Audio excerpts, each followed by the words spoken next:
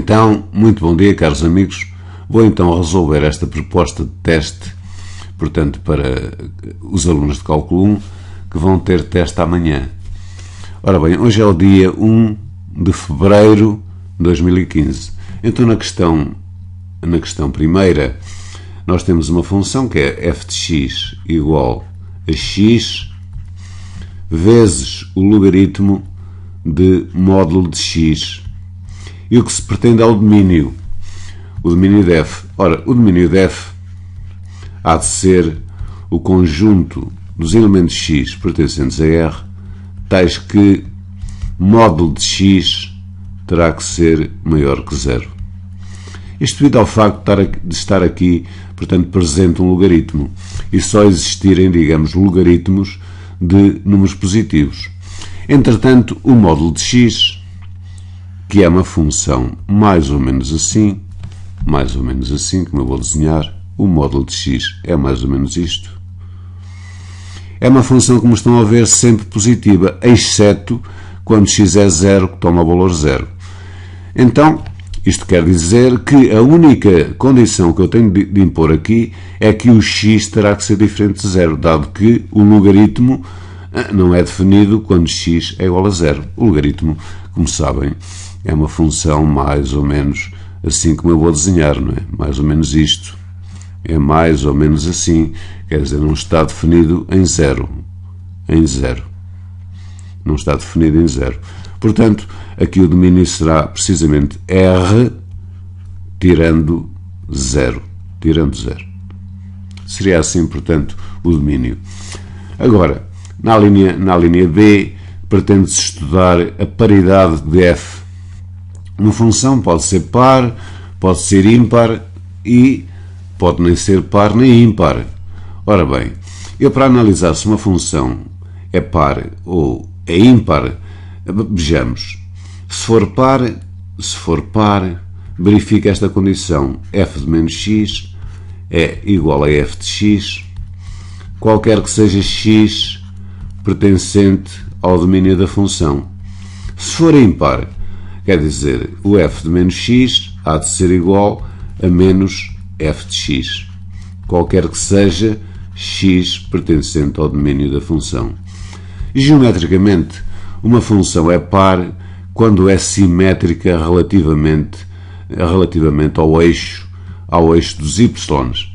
Por exemplo, o caso de uma função, neste caso assim, vamos imaginar uma parábola que passa aqui na origem, uma coisa assim. Por exemplo, uma função, digamos, é ímpar quando é simétrica relativamente à origem. Então, vamos imaginar, por exemplo, uma coisa assim. Por exemplo, isto só para terem a ideia de que é uma função par e uma função ímpar. Agora, não tirar conclusões da seguinte maneira: se uma função não é par, então é ímpar, e se não é ímpar, então é par. Não se pode tirar essa conclusão, porque uma função pode não ser par, nem ser ímpar. Uma função pode nem ser par, nem ser ímpar. Então, neste caso aqui, eu vou analisar na minha função que tenho, que é esta que aqui está, vou analisar precisamente o f de menos x. O f de menos x. Ora, o f de menos x há de ser igual a menos x vezes o ln de módulo de menos x. Dado que o módulo de menos x é a mesma coisa que ter o módulo de x, então isto vai-me querer dizer que eu vou obter menos x ln de módulo de x. E então isto vai-me querer dizer, dado que x ln de x é a minha função, isto é o mesmo que ter menos f de x. Então digamos que a minha função é uma função ímpar. Estou perante uma função ímpar. Ora bem, se eu tivesse com ideias de fazer o gráfico desta função, vamos supor que eu estava com ideias de rapidamente fazer o gráfico desta função. Ora, a função que é f de x igual a x ln de módulo de x, e dado que o módulo de x é igual a x se o x for maior ou igual que 0 e é igual a menos x se o x for menor que 0, então a minha função f de x há de ser igual, a minha função f de x há de ser igual a uma função por ramos, não é? Onde eu vou obter x ln de x se o x for maior que 0. Repare-se que não posso colocar aqui o sinal de igual, porque o ln de x não é definido quando x é igual a 0, por um lado, e seria, por outro lado, igual a x ln, não é? De menos x, ln de menos x, se o x fosse menor do que 0. Ora bem, isto significa que se eu conhecer, digamos, a função para x maior que 0, então eu também vou conhecer a função quando x é menor que 0, devido, digamos, à simetria da função relativamente à origem. Então, isto significa que eu vou estudar a função apenas neste ramo.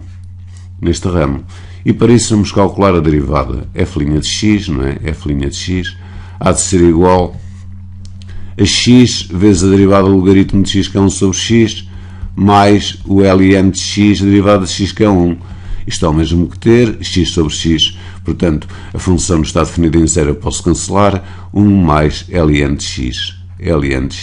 Ora, então, eu posso concluir que a derivada se anula, ou seja, f' de x há de ser igual a 0, se só se 1 mais ln de x for igual a 0, ou seja, se o ln de x for igual precisamente a menos 1, ou passando à inversa, se o x for igual a e levantado a menos 1, ou seja, igual a 1 sobre e. Então temos aqui, portanto, digamos, um ponto onde a derivada se anula. É óbvio que esta função aqui é uma função, digamos, para x maior que 0. Para x maior que 0 é uma função contínua. Agora vou ver onde é que o f' de x é maior do que 0. E como já tenho aqui a expressão da derivada, é só fazer um mais, não é? ln de x maior que 0, ou seja, ln de x maior que menos 1. Ou seja, se eu quiser, ln de x maior que ln de e levantado a menos 1. Como ln é uma função estritamente crescente, então eu posso concluir que x é maior que 1 sobre e, dado que e levantado a menos 1 é 1 sobre e. Então já sei quando é que a derivada é positiva. A derivada é positiva se eu fizesse aqui um... E agora a negativa também saberia facilmente, porque, claro, seria negativa quando x fosse menor que 1 sobre e. Quer dizer, um quadro decimal neste caso, e estou aqui a excluir o ponto 0, não quero para nada, eu tenho aqui o, digamos, x igual a 1 sobre e, que é, digamos, onde a derivada se anula.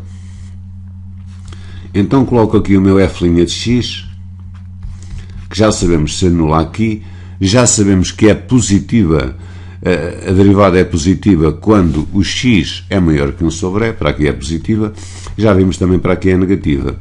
Então a minha função f de x há de ser decrescente de 0 até 1 sobre e, e depois vai ser crescente. Tudo bem até aqui. Agora, quer dizer, vai apresentar aqui, como estão a ver aqui, um mínimo. Quer dizer, o x igual a 1 sobre e há de ser um minimizante.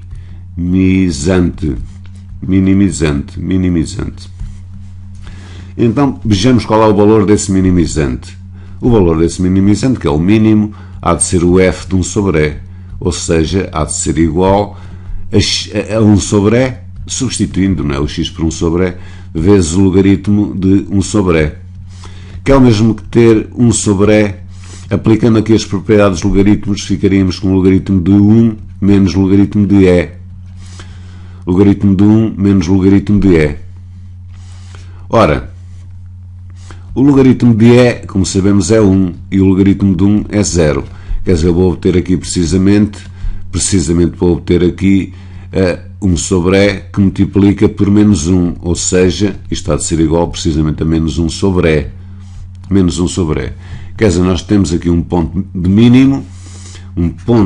mínimo onde digamos, a abscissa, o ponto mínimo, onde a abscissa é 1 sobre E, a ordenada é menos 1 sobre E.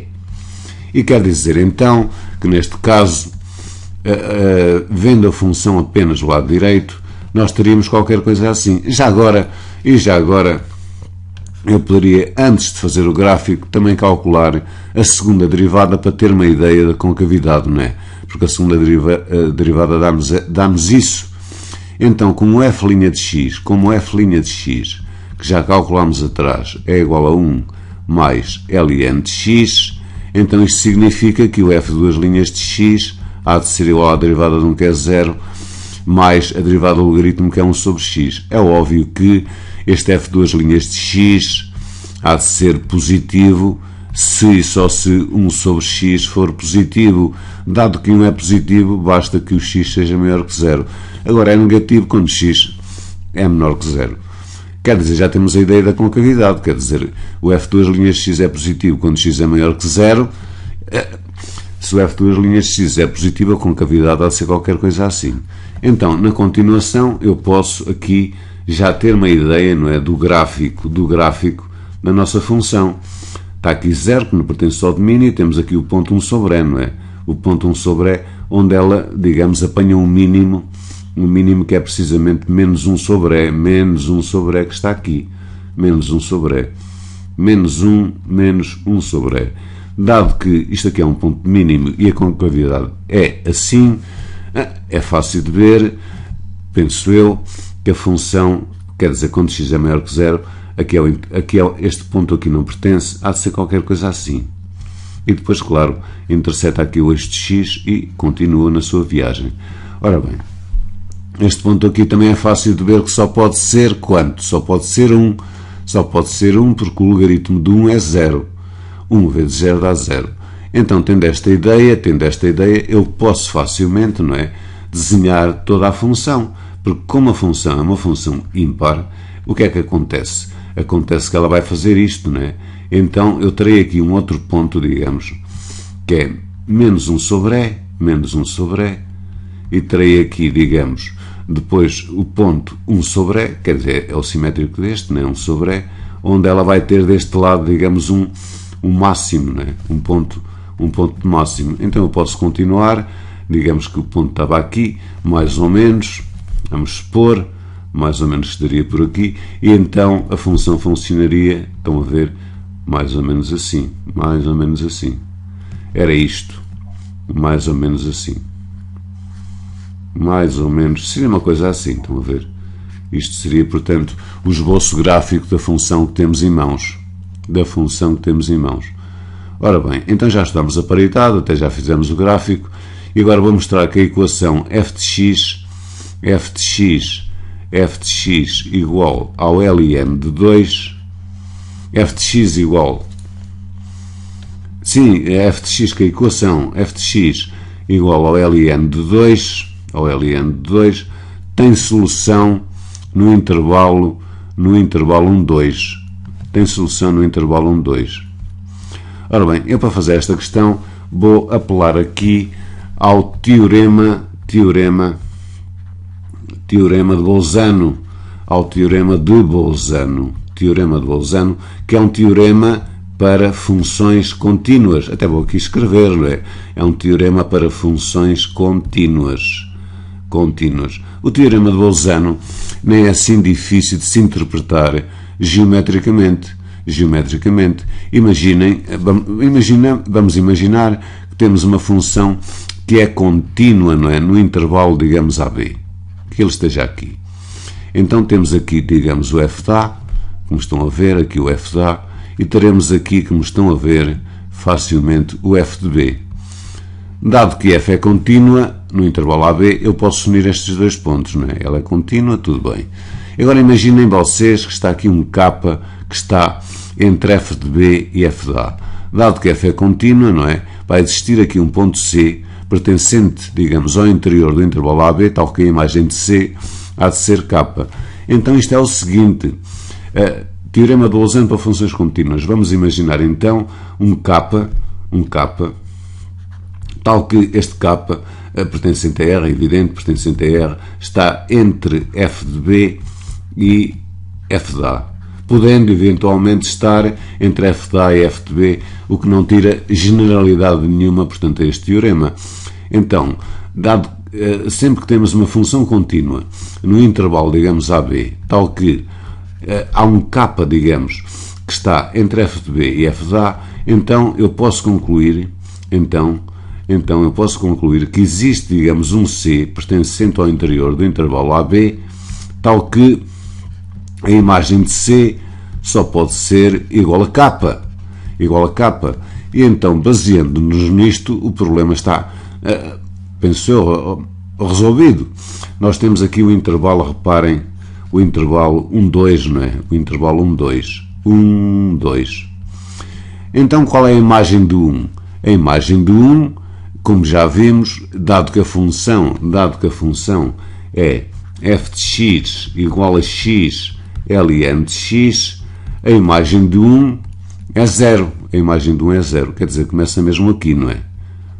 Começa mesmo aqui. A imagem do 1 é 0. Está aqui. Quanto é que será a imagem de 2? A imagem de 2, que eu vou agora aqui escrever, portanto, já vimos que a imagem de 1 é 0. A imagem de 2 há de ser 2ln de 2. Que esteja, por exemplo, para aqui. A imagem de 2 está aqui. 2ln de 2. 2ln de 2. Quer dizer, temos aqui a imagem de 1, que é 0, não é? Está aqui. A imagem de 1 é 0, que está aqui. Aqui. E depois temos a imagem de 2, que é 2ln de 2. Agora, nós queremos resolver a equação, que é f de x igual a ln de 2. Ora bem, o ln de 2 é fácil de ver que se situa, não é? Aqui. Como a função é contínua, como vimos, não é? É contínua no intervalo 1, 2. É contínua no intervalo 1, 2. A função é contínua, quer dizer aqui, vamos dizer que era qualquer coisa assim, vá lá. É contínua, posso ligá-la por estes dois pontos, e dado que ln de 2 é o tal K, né, que eu há bocadinho referi, que é igual a ln de 2, então vai existir aqui um C pertencente ao interior do intervalo, digamos 1, 2, tal que a imagem de C é precisamente ln de 2. Então a resposta seria assim, como ln de 2, não é? ln de 2 é menor que 2ln de 2, e este 2ln de 2 é precisamente o f de 2, e é maior que o f, neste caso, de 1, e o f de 1, como acabámos de ver, é precisamente 0. Aliás, eu devia ter escrito aqui 0, e assinalo aqui o f de 1 por baixo.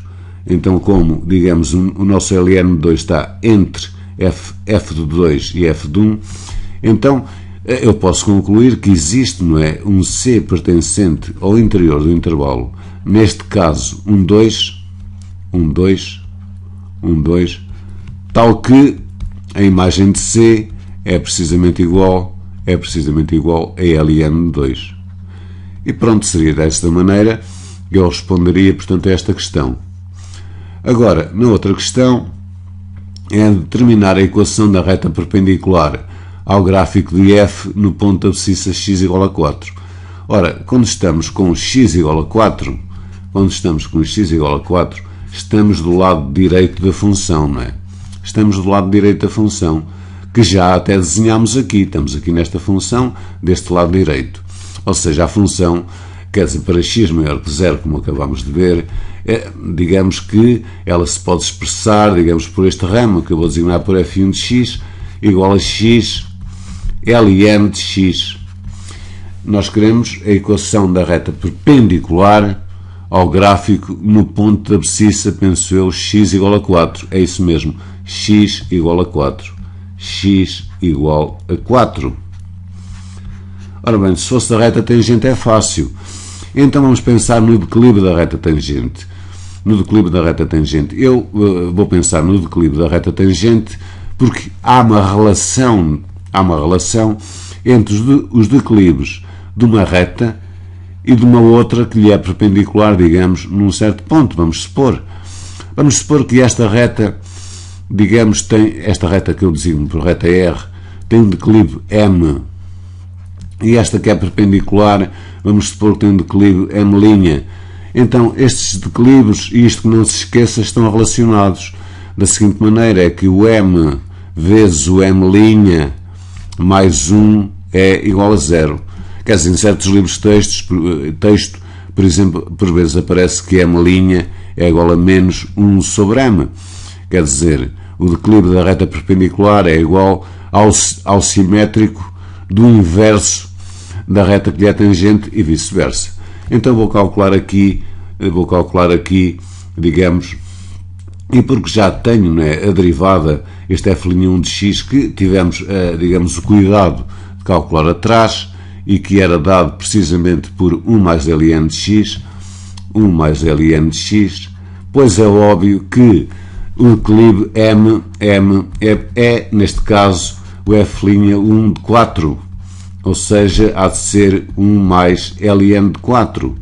O ln de 4, se eu quiser, é o mesmo que ter 1 mais ln de 2 ao quadrado, ou seja, isto há de ser o mesmo que ter 1 mais 2 ln de 2. Tudo bem até aqui. Então já temos o declive. Então, o declive da reta perpendicular há de ser, e guiando-me um pouco por aqui, estão a ver, guiando-me um pouco por aqui, guiando-me, portanto, é bom que se saibam estas coisas, quer dizer, o declive da reta perpendicular, que é M', há de ser igual a menos 1 sobre 1 mais 2 ln de 2. Ora bem, sendo assim, eu posso, se já tenho o declive da reta que é perpendicular, eu posso escrever que y há de ser igual a m, que neste caso é menos 1 sobre 1 mais 2 ln de 2, x mais um certo b. Este b calcula-se facilmente apoiando-nos no ponto que nos é dado. Ora, o ponto que nos é dado tem uma abscissa, digamos que é 4. Quanto é que é a ordenada? É só ir ver a função. A função, neste caso, era f de x igual a x, ln de x, porque nós estamos a ver para x maior que 0, ou seja, neste caso há de ser 4, ln de 4, há de ser 4, que é, digamos, a abscissa, 4, ln de 4, Eu posso, claro, dar um outro aspecto a isto, há de ser 4, como 4 é 2 ao quadrado, o 2 salta para trás e fica com 8 ln de 2. Isto apenas por uma questão, digamos, de talvez mais belo.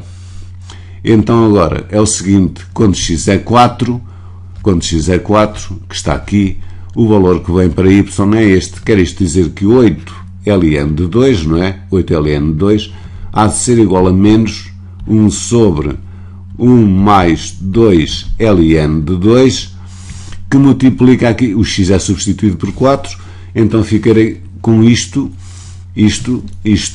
vezes 4, Então coloco aqui o 4, vezes 4, mais b. Ou seja, o nosso b há de ser igual a 8 ln de 2, estão a ver, mais 4, que salta, digamos, para o primeiro membro, 4 sobre 1 mais 2 ln de 2. Isto é o nosso b. Então, a equação da reta perpendicular ao gráfico da função no ponto da abscissa x igual a 4 só pode ser y igual a menos, está aqui, 1 sobre 1 mais 2 ln de 2, x mais o nosso b, que acabamos de calcular, que é 8 ln de 2, mais 4 sobre 1 mais 2 ln de 2. Eu até vou realçar aqui isto, dizendo que isto aqui é o b, isto aqui é o m, desculpem-me, e isto aqui é o b. E pronto, seria desta maneira que eu encontraria a equação da reta que era perpendicular no ponto da abscissa x igual a 4. Aliás, com um bocadinho de calma, tenho aqui o 1, o 4 ficaria mais ou menos para aqui, vamos supor. Claro que assim estou a fugir um pouco, talvez sem grandes preocupações, digamos, com o desenho, vou colocar 4 aqui encontrava a função aqui, estão a ver, a equação a tangente seria aqui, mais ou menos isto, claro que a perpendicular seria assim. Como estão a ver, a perpendicular vai ter um declive negativo, tal qual como nos apareceu aqui, menos 1 sobre 1 mais 2 ln2. E pronto, seria assim que eu resolveria estas questões, não é? Falta-me finalmente determinar o f' de x. Eu tenho uma função que é f de x igual ao arco, penso eu que é arcotangente. Sim, eu tenho uma função que é f de x igual ao arco cotangente x. E o que eu quero é determinar a derivada desta função aplicando o teorema da derivada da função inversa,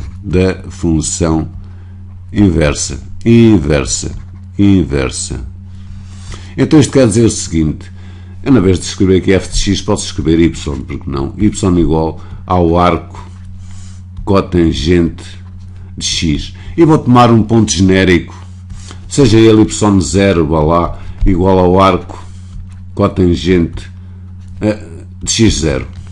Um ponto genérico qualquer. Seja ele um ponto genérico qualquer. Então o teorema da função inversa diz-me que a derivada, não é? O teorema da função inversa basicamente diz-me isto, é que a derivada da função inversa, digamos num ponto y0, vá lá, a derivada é precisamente igual a 1 sobre a derivada de f num ponto x0. Claro que este y0 é a imagem de x0 e y0, digamos que é a imagem recíproca. Ora bem, neste caso eu poderei então dizer que a derivada do arco, reparem, arco cotangente, digamos, de x calculada num ponto x0, digamos, eu coloco aqui mesmo x0, esta derivada, há de ser igual a 1 sobre a derivada, não é? A derivada da inversa do arco cotangente, que é do arco cotangente há de ser a cotangente calculada, digamos, num ponto y0. Assim, não se preocupem de estar aqui y0 e aqui x0. Também poderia estar aqui x0 e y0, consoante eu considero esta a função f ou esta f menos 1. O caso para aqui não interessa. Ora bem, a questão é esta. Como é que eu daqui também, já agora, eu poderei dizer que se y é igual a arco cotangente x, isto quer-me dizer que o meu x, não é? É igual à cotangente de y. Tudo bem, é igual à cotangente de y. Como é que será a derivada da cotangente? Ora bem, a cotangente, e agora a cotangente de y, é precisamente igual aqui ao cosseno de y sobre seno de y. Então, se eu tomar a derivada, quer dizer, vamos supor que o indivíduo se esquece, né? Então a derivada, isto segue a derivada de um quociente, que há de ser o quadrado do denominador, seno ao quadrado de x, depois será seno de x vezes a derivada do cosseno, que é menos seno, coloco aqui seno, coloco aqui o sinal menos cosseno de x, derivada do seno, que é cosseno de x. Isto é o mesmo que ter, então, como estão a ver, poderei colocar aqui o sinal menos em evidência e vou obter seno quadrado de x mais cosseno quadrado de x, que é fácil de se entender, mas isto é igual a 1, então vou obter, reparem aqui neste sinal menos 1 sobre seno quadrado de x. Isto aqui é o mesmo que ter menos cossecante quadrada de x, dado que a cossecante é o inverso do seno. Então, eu já sei o que é que aqui se vai passar. Isto aqui é o mesmo que ter 1 sobre, eu coloco aqui menos, não é? Menos seno quadrado, digamos, num ponto y0. Mas agora aqui há uma coisa, reparem.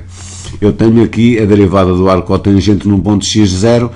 Claro, também quero ter depois a derivada, digamos, em função de x, não de y. Então, digamos, é bom que se conheçam determinadas fórmulas.